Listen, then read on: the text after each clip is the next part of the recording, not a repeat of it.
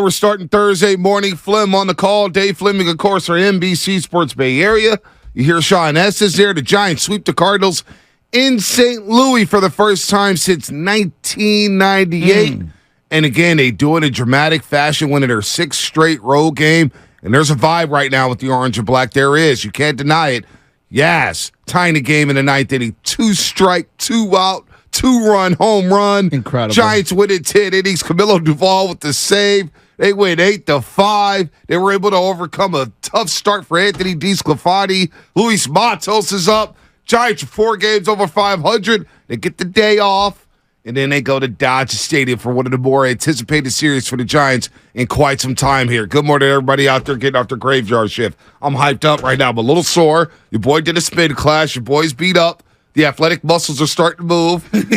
Man, I could go to sleep right now. But, hey, good morning to Spinoni. Good morning to Lubman. It's Shasky. You're decked out in orange and black. I know you're fired up. That's a big-time win. It's a huge win. Big-time sweep. Two quick thoughts before I get into something that I want your opinion on. Wow, I don't remember the Cardinals being this bad at any point in the last 20, 30 years. Am I tripping?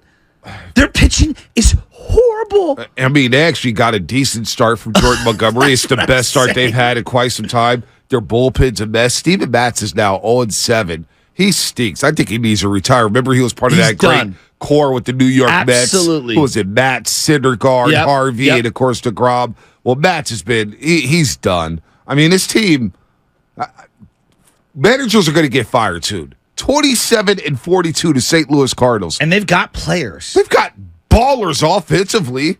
I mean, Gorman's got 15 home runs. You got Goldschmidt, Arenado, Jordan Walker, Donovan. I mean, DeYoung. They've got players offensively. 13-21 at home. I know. And they're getting boo-birded. Yeah. I couldn't believe it. Yeah, no. I mean, they deserve it. I know. They deserve it. And then, obviously, Tyro Estrada has been just a stud. Bailey continues to be a stud. Just the chatter, the vibe around the team when it comes to my friends, it's like arrow pointing straight up, right? Doesn't mean that they're, back to where they were, but boy, it just feels optimism has turned the tide for them. But I want to get into Camilo Doval because he's somebody that you've been all over the last couple of months, rightfully so. He was spectacular. That 10th inning, runner on second, they got a 3-run lead, and I get it.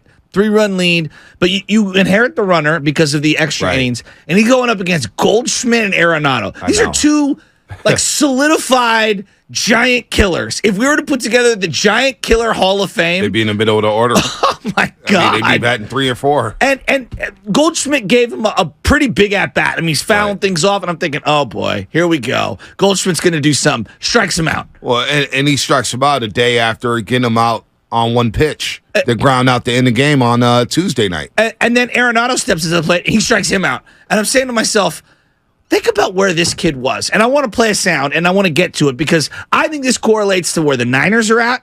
I think this correlates to where the Warriors are at and just life in general. Think about where Doval was 2 years ago.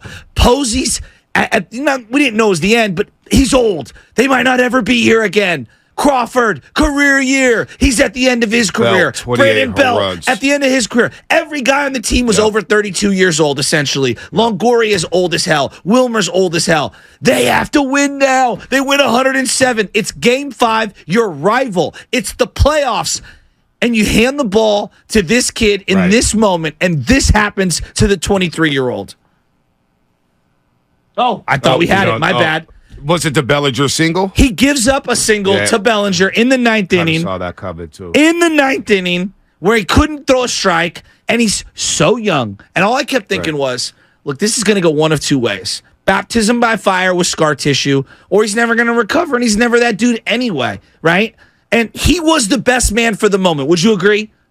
Not even close. No one was giving the ball to Tyler Rogers in that moment. You're not giving it to Tyler Rogers. But not giving it to nobody. Wasn't Tyler Rogers the vet?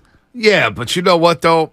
Camilo Doval earned that right through a great September. Exactly. Through a great series. He earned that right. He pitched in some big-time games that month, so it was appropriate that he came in. And again, like some of these youngsters this year, the Casey Schmitz, the Patrick Baileys, the Luis Matoses, they need to play these games right now. They need to experience this because we all can agree here, and I can't believe I'm saying this, but this year for the Giants is not a championship or bust season. Thank you. It's Let me see the plan, Farhad. Exactly. What is the plan? Is the plan to bring up some of the guys from the farm system? Is it to give guys new opportunities? Well, we've had 8 Giants make their major league debut this year. That's what we want to see. Yes. And so these guys need to play. So going back to that Camilo Doval moment, is anybody questioning whether or not he shouldn't have got the ball? Well, I saw people that the next day like, oh, well, maybe you don't go with the kid there in that spot. But I'm glad you said he earned it in the final month of the season, because I'm going back to Jonathan Kuminga as we talk about Kuminga and some of the trade rumors and everything. Right. And I think it's just so unfair.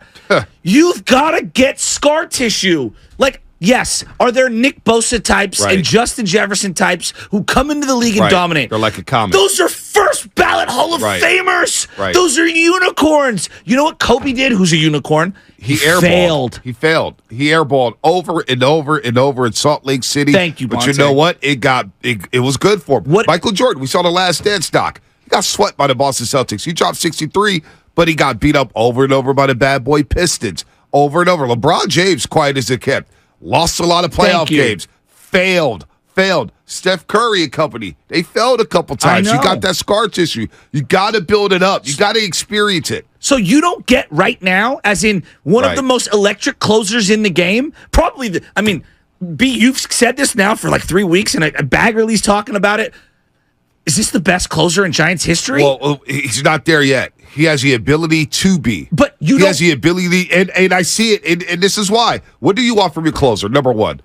Just electric stuff. Yeah, you want electric stuff. Yes. He has that, right? Check Moxie. the box. Moxie. Composure. Yeah. When it's Harry out there on the base pass, first and second, second and third, one out. How is my closer going to react? Is he going to get rattled? Is he going to throw one in the dirt? Is he going to throw one behind the backstop? What is he going to do? This guy gets outs. He takes a deep breath. If he gives up the base due to the pitch clock, so be it. He's calm. He's cool. He's collected. And by the way, with my closers, you got to have a little swag. Totally. You got to have that. I'm going to dominate you in this at bat. And he has it. And was he, B, when he came up and he was 23 years old, that first month of success, because he came up before and he was totally different. Was he raw? He was raw. Was he making mistakes? He was making mistakes. Yes. And you know what you had to do? You had to baptize him by fire. And that's what happens. You don't get to reap the rewards of right now without that scar tissue. It was last year. It was promising, but it was a little up and down. Right. Probably more ups than downs. Yep. Kuminga, and I want to go back to Kuminga because I think we're going to talk about him By in the time. way, real quick, the splits for Camilo Doval in that September, October, back in 2021. I mean, he was dominant. His ERA was 0.00. He pitched in 15 games, 14 innings, gave up 7 hits. 5 saves? Struck out 20. 3 saves. 3 Only saves. 3, but he struck out 20 in 14 innings. I mean, that's incredible. He didn't give up a run, So there goes Camilo Doval. So to your question about should he have gotten the ball in Game 5 against the Dodgers in 2021, look at the numbers. Yeah. The numbers tell you he should have gotten the ball. And again, people can lose their minds about rookies. Right. Kuminga had a great final month of the season. Mm-hmm. Now, was it as good as Doval's? I don't know. We can argue about it. He had a great final month of the season. Kuminga, heck, you go back to February 1st. Hell, go back to the start of the new year, January 1st, 2023, and go pull up Kuminga's numbers. Well, but people do this thing. You got to earn it. He did earn it. He did. And then he got relegated back to a lesser role. And then you didn't give him opportunities to play himself out of that. And now we don't know what Jonathan Kuminga is going into year number 3. We don't know. You wouldn't allow for any scar tissue to build up. Because if he makes one mistake, we can't tolerate it. And so to me... He makes one mistake, he's unplayable. This is what some of the chatter Which is unfair. It's unfair. Now, look, B, I get it. Steph Curry's an all-time icon. You say he's higher than Buster Posey. Fine, whatever. I love Buster Posey. It's a damn shame that they lost to their rivals, the Dodgers, and it was heartbreaking. It was really heartbreaking. If you tell me, Joe, here's the trade-off. You're going to lose to the Dodgers. Posey's not going to win another one, but that kid is going to have a moment. Well, he'll have some scar tissue, and he'll grow from it. And it'll be a growth moment that we're going to look back on and say, man, I think he's better for having had that moment. Right. Isn't that a trade-off most people are willing to take? I believe so. Now, I get it. The stakes of the NBA playoffs, and the Curry's legacy. And the stakes of the Warriors coming off a championship. I get it. You're playing for banners. But we're not even, Doval was given the ball at the end and said, close this out. Well, we're asking Kuminga, give me a couple of minutes. Well, no. Really? Well, against LeBron James, who's playing over 40 minutes a game. and you have Moses Moody trying to defend LeBron James, and Moses Moody is 6'5", and he doesn't have the strength of a LeBron James. And it wasn't that Moses Moody was just getting schooled. That's a tough ask. Exactly. But why not try the more athletic guy? Why not try the taller guy? Why not try the most athletic guy? Because I'm going to run something by you here. January, right? Kuminga plays in 5 games. He gives us 12 points, the 2-2, but it's the percentages for me. He shot nearly 60% from the floor and 58 from 3. Well, let's look at February, where he plays 12 games, and Andrew Wiggins steps away from the team. He shot 37% from 3, but he also shot 50% from the floor. All right? Is that good? He played 22 minutes a game, and he was getting better. Exactly. It's more than the box score. Just look at the way he defended other perimeter players. Luka Doncic comes to mind. James Harden. Just look at the way he defended guys. And he was asked, hey, I need you to go into paint and defend. I need you to go on the perimeter and defend. And he checked all those boxes. Here's the deal. Do the Golden State Warriors clinch number 6 seed without Jonathan Kuminga? I don't think they do. Do they not avoid the play-in tournament without Jonathan Kuminga? See, I think they're in the play-in tournament at minimum. You know what I mean? Without Jonathan Kuminga, they might not even make the playoffs. They might not make the play-in without Jonathan Kuminga. He played big minutes for you down the stretch, and he played heavy minutes for you down the stretch. So this, number one, the rumor about him getting traded for another prospect, I think it's baloney. Why would you take a team that doesn't play their youngsters are going to go younger and play that guy over Jonathan Kuminga, who's been here for 2 years? I don't buy that at all. Might be younger than whoever you draft. I don't believe that at all. So to your point about Camilo Doval has been consistent. The last 2 years has been dynamic for him. His arm looks fresh. They're managing him very, very well. You rarely see him go 3 days in a row. I like that. When that enables you to, hey, maybe I need you to get 4 outs. Yes, exactly. And that's the step that I'm seeing him take. Call. Those are the Trevor Hoffmans and Mariano Rivera's. Those are the big boys where they get 4-out saves. Now I got a guy who can get a 4-out save, and he's young, and he's already had that scar tissue playing against your biggest rival in the biggest game this franchise has had in the last 7 years. I love the Camilo Doval, because a lot of people were saying, yeah, Doval's not ready. Yeah, you got to go to Rodgers. Exactly. We're scared. There's this thing in sports media where we're afraid to go to youngsters. Why? We're scared to go to youngsters. It's the same thing with Trey Lance, though, too, B. I see the same thing. Oh, if he airmails a pass, he could cost this championship roster now. Yeah, and so could Purdy, and so could Jimmy when he was here, and so could Sam Darnold, and so could all the quarterbacks. Like, it's just weird. Like, we tolerate some things because a guy's been in the league longer, but we don't tolerate a youngster because if you're not Nick Bosa, who are his immediate all-pro level, we have zero tolerance. I don't get it. Well, think about the talk about Klay Thompson when he was young. Go back to Klay Thompson. His first 3 years. What did we say about Klay? Shoot you out the game. Yeah. Clay ups because he can't make a layup. Cannot dribble. Inconsistent, cannot dribble. Yeah. And when he first signed his big deal, Clay ups, I forgot about people those. Were like, some people raised their eyebrows. That's why he was relevant in those Kevin Love trade talks. He was a guy who was about to get dealt. Yes. But the Warriors had to patience. Whoever it was had to patience and say, you know what? We keep Clay. We have a damn good backcourt. And look how that's played out. But why are we, honestly, why is society, is it Warrior fans? Is it the NBA as a whole? I think it's sports media society. We're just scared to go all in with youngsters. Well, and also, you know what I'm We're convinced? Scared. Can I be honest? I'm convinced a lot of people haven't played sports and they don't understand you fail a lot more at the beginning than you do succeed. You fail, Very few people hit the ground running. I'm a freshman on the varsity team and I'm just going to dominate. You don't see that at all. That's what I'm saying. You don't see that at all. That's why you only had 3 sophomores on the varsity team. Exactly. Because it is tough. Okay, I'm an apprentice, and someone texted this in earlier. I'm an apprentice and you're the journeyman plumber. I'm going to make a lot of mistakes. But eventually, I will be the journeyman, okay? And I'm going to have someone be my apprentice underneath them. I don't understand why the tolerance level for media and fans is close to zero unless you are all-pro status, all-star status from the jump. Jokic said this week, Bonte, and it was one of the great quotes. I asked the guys to pull it. I hope we can play it at some point. He goes, you got to fail before you can succeed. I'll play it right here. Do you have it? It was so eloquent. Here's what Jokic said. I think you need, if you want to be successful, you need a couple of years. You need to be a bad, then you need to be the good, and then you need to when you're good, you need to fail. and then when you fail, you're going to figure it out. I think the experience is something that is not what happened to you, is what you're going to do with that, what happened to you, And yes, Jamal was injured. Yes, we lose the first round or second round in the playoff. I don't even remember who remembers. But there is a process that you need to. There is a steps that you need to fill, and it's not there is no shortcuts. It's a journey. There's no shortcuts. We've seen it all. It goes back to the bad boy Pistons. They couldn't get over the Boston Celtics. They couldn't get over some of those teams in the Eastern Conference.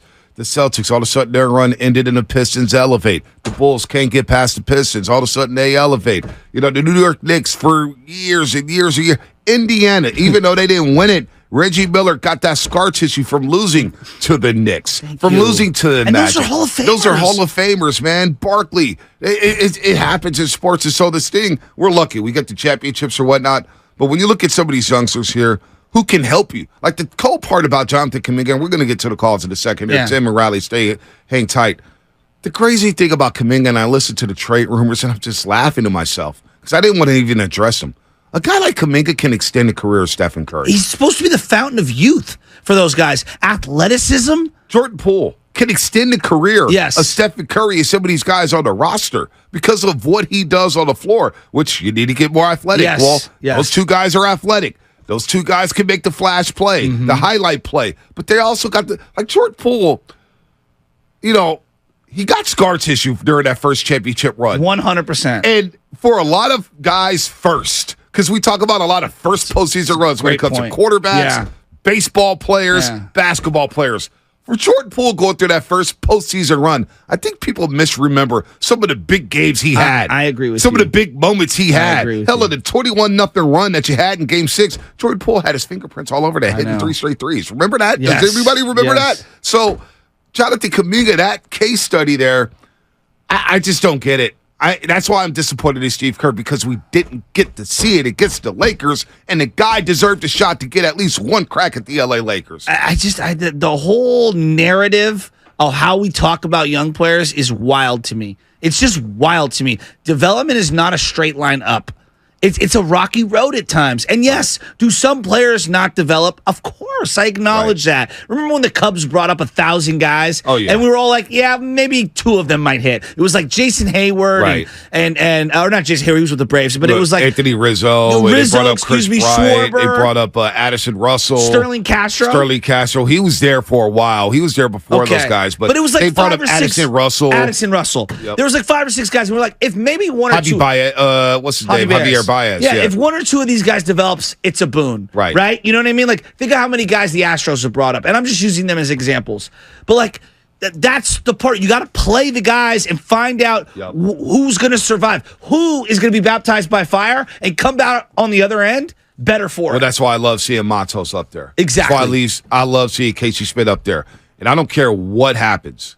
Casey Schmidt, Patrick Bailey, and Luis Matos cannot go back to Sacramento. They need to be here. These are 100% with you. Where they're going to be here forever. And that's why I love Luis Matos. To your point about baptizing by fire, if Luis Matos is in the pledge for the foreseeable future, and he's up there raking in Sacramento, and he's batting 3, he's batting 4, he's batting 2nd, then you know what? That's why I was preaching yesterday.